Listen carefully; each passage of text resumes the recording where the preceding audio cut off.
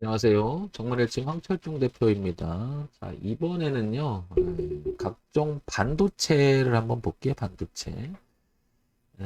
기술적 모양으로 위주로 한번 쭉 살펴보겠습니다. 왜냐면 지금 일제히 반도체 계통 쪽이 다 머리를 드는 형국이 돼 있거든요. 그 얘기는 황 대표가 얘기했던 제 강의를 몇 번 들으신 분이라면 이렇게 고가가 이렇게 낮아지는 흐름을 보이다가 즉 에, 고가를 갱신하기 전에 뭔가가 안 좋으니까 계속 이렇게 파는 힘이 강했던 거죠. 이런 흐름이 강했다가 최근에 이렇게 우상향으로 이렇게 틀어지는 모양이 일제히 형성되고 있음을 알 수 있습니다. 그래서 이걸 공통적으로 한번 보려고 합니다. 그래서 반도체 쪽이 이렇게 이 흐름은 깨진 않았거든요. 이 흐름은 이렇게 머리를 들어가는.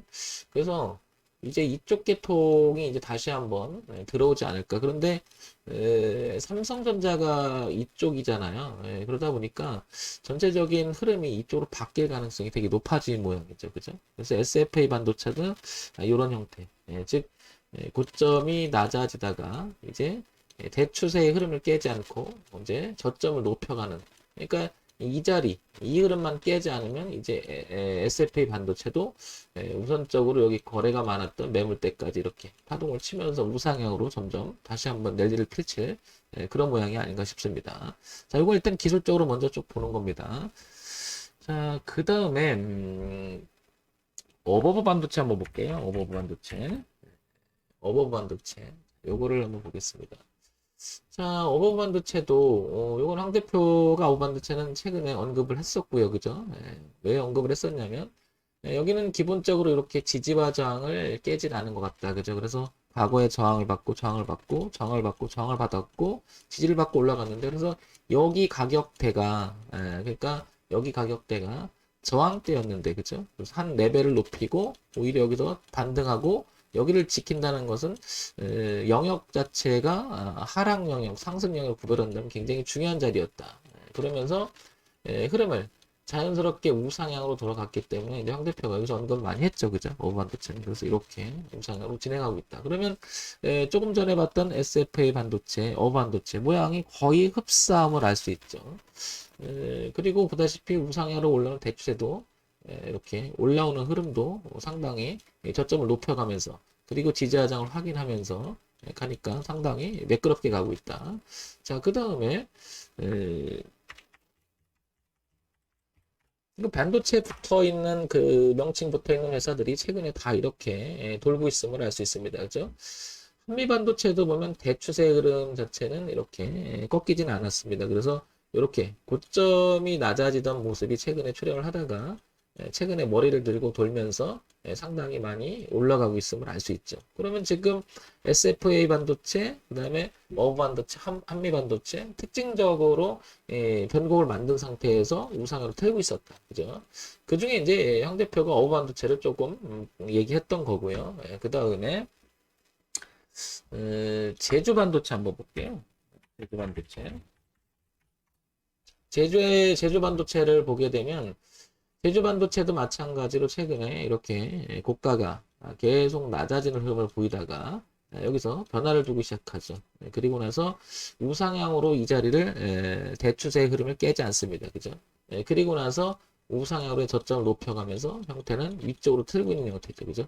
전체적인 흐름은 이쪽으로 가고 있음을 알 수 있고요. 그죠? 이렇게. 그래서 분위기가 이쪽으로 기울고 있다는 걸 알 수 있습니다. 그 다음에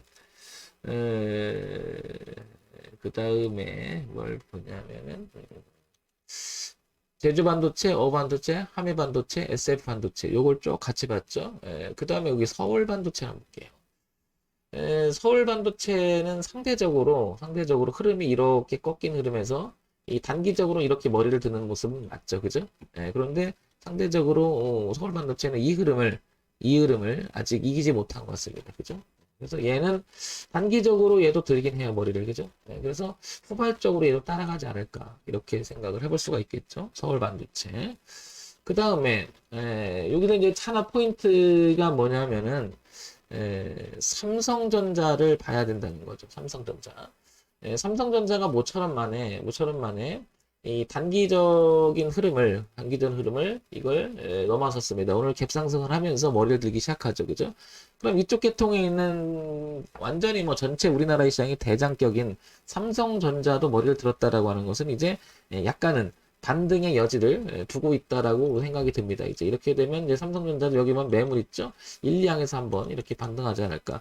황대표가 7만 원 아래서 그 다음에 더 보면 뭐 6만 4천 원, 6만 원만 깨지 않으면 얘는 삼성전자는 7만 9천 원, 8만 원까지는 기술적 반등이 일어나지 않을까 이 얘기는 몇 번 언급을 했었죠. 그죠? 근데 이제 모처럼 만에 오늘 저 무거운 주식이 5%라고 하는 급등을 하고 있습니다. 그죠? 엄청나게 오르고 있습니다. 그러면 이쪽 계통은 전부 다 상승을 하고 있다는 것을 알 수가 있고요. 분위기가 완전히 전환이 되고 있죠. SK 반도체 보겠습니다. SK 하이닉스를 보게 되면 마찬가지로 SK 하이닉스도 이 흐름을 바꾸기 시작했죠. 그리고 나서 이 대흐름은 이탈하지 않았죠.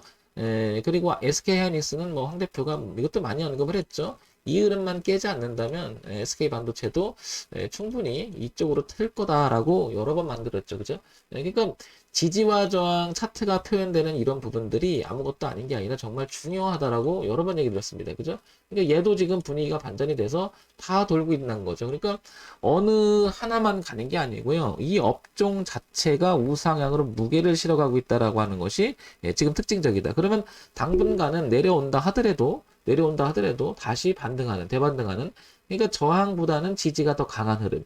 그래서 SK 하이닉스도 보면 여기 거래가 많았던 이 점이니까 얼마죠?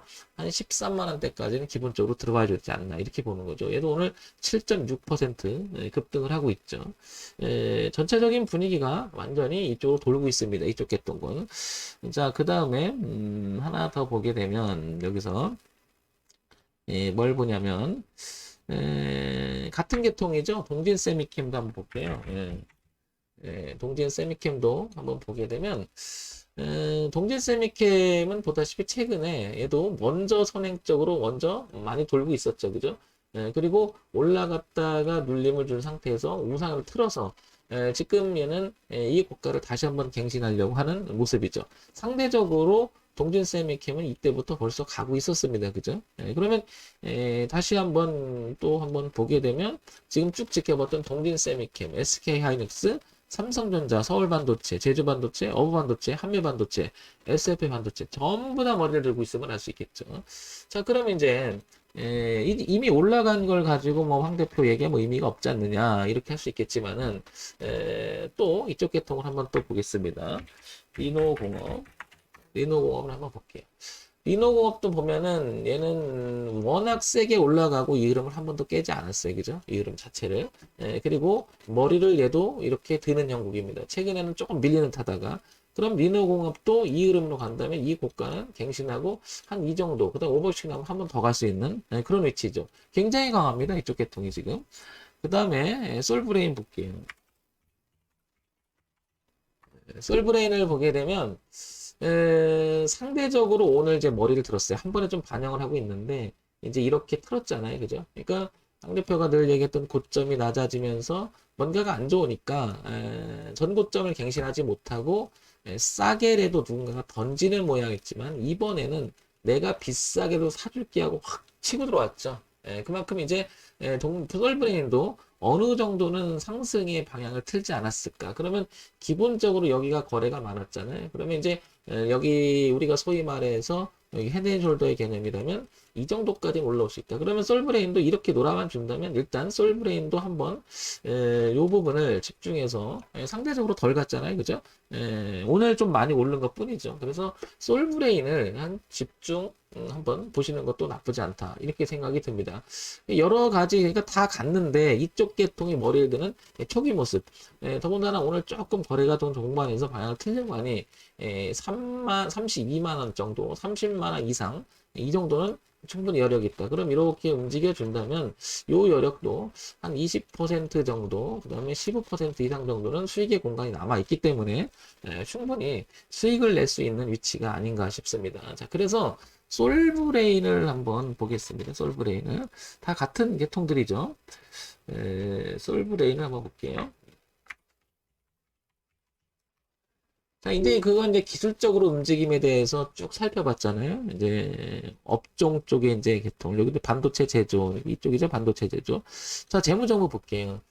언젠가는 황 대표가 늘 얘기하지만 재무 건전성을 본다는 것은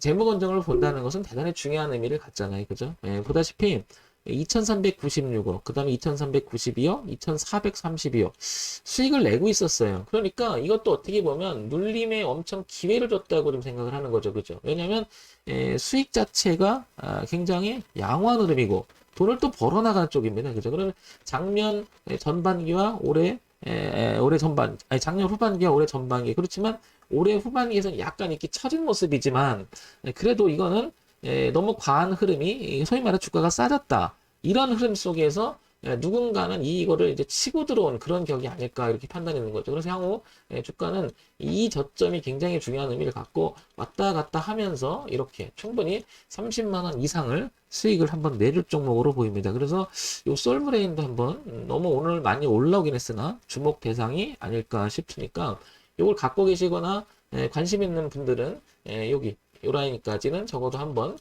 관찰을 해볼 필요가 있지 않나. 그리고 이런 건조는 한번 매매를 해봐도 되지 않겠나. 비중은 또 많이 싫지 않더라도 충분히 수익은 한번 주지 않을까 이런 생각을 해봅니다. 자, 그러면요 솔브레인이 연간 실적 한번 봐볼게요. 보시면 연간 실적 자체가 작년 4,700억, 영업이 굉장히 좋습니다. 굉장히 좋아요. 그죠? 시가총액도 2조나 넘어가고요. 이 회사는 그냥 기본적으로 굉장히 좋은 회사였는데 주가가 빠지니까 오히려 정말 기회였다 이런 생각이 들어요. 그죠?